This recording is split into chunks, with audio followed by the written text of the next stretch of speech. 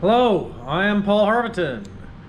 I support the upper division chemistry labs, CHE-104, CHE-105, CHE-115, and CHE-125. And I maintain all that equipment. This is your virtual lab safety tour. So we're here in room 3450 of the Chemistry Annex, the computer lab. We're going to discuss the rules on your green sheet here. And so they should be provided to you. Basically, these rules are designated for safety in the labs. The laboratory instructor is your TA. I'm the supervisor, and the course instructor is going to be professor, okay? We're all required to enforce these experiment-specific procedures in carrying out lab work. Violations of these rules can result in expulsion from the lab.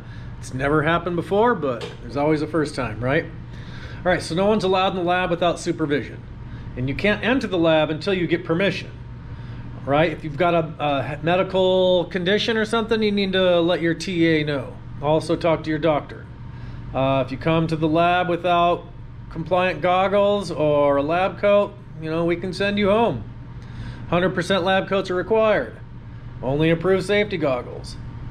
Clothing that completely covers your legs and feet must be worn. No open-toed shoes, no Tevas, no Birkenstocks, and I'm sorry ladies, we can't have those yoga pants with the sheer stripes. You know what I'm talking about? Basically, if I can see skin, I can't let you in. That's the rule to think about. All right, so we're gonna confine hair while we're in the lab. That's you guys, you people with long hair. No horseplay or carelessness, no food or drink. Skateboards, rollerblades, and that kind of stuff, we store those right inside the door. Just because of our proximity to the elevator, things like that can sneak off pretty easily. So that's a little bit of a change. You want to learn the location of all the exits. There's one right here next to us. There's one down by the lab. That's the one that's going to be our primary. And there's another one close to the 3415 dispensary that you can use as well. We also we're going to be using the 3465 dispensary. Do not go to 3415. Let's continue with the labs. Lab doors do not remain closed like the rules say because we've got 2 TAs and sometimes we have 3 locations. So we want to be able to hear shouts for help if that happens. All activities in which gases are produced are carried out in the fume hood. Oh, I skipped the one glove tan. I think we're going to be wearing gloves at all times. We're going to leave that one up in the air, and with this COVID stuff going on, we usually say no gloves on the computers, but now it's gloves all the time on the computers. So I'm thinking it's gloves on the handle are going to be okay right now. Let's see. No mouth suction. Containers of chemicals always stay in the lab, or else you're going to 3465 to get a refill. But let my TA, my support staff do that, okay? All incidents must be reported, and you got to use the right waste containers. All right, you want to keep your working area clean. Chemical hygiene is part of your grade. It's only like 10%. It also includes good citizenship, abuse of equipment, destroying things, broken glassware, that's okay. That happens. But beating on a GC, that's not acceptable, right? Okay, so usually I ask questions, but right now I'm going to take you on out into the hall. Because it's COVID, we got to wear a mask anytime we're out in the hallway. Okay, we want to do our social distancing and our mitigation efforts, right?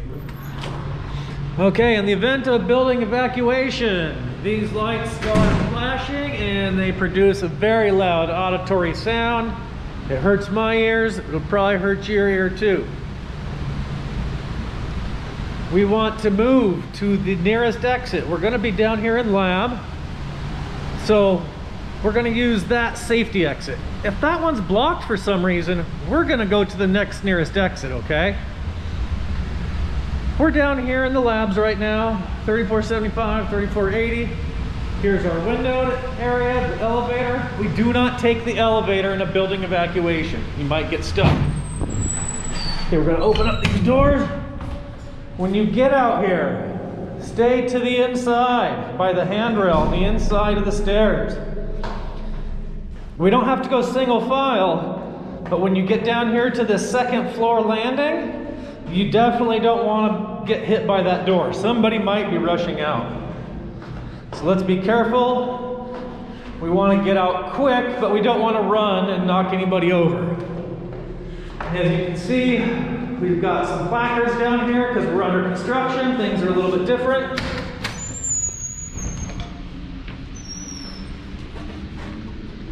Once we come here, we're going to exit out through this emergency pathway. Now, if they had some gates here and we're doing some construction, we might have to go back through the building.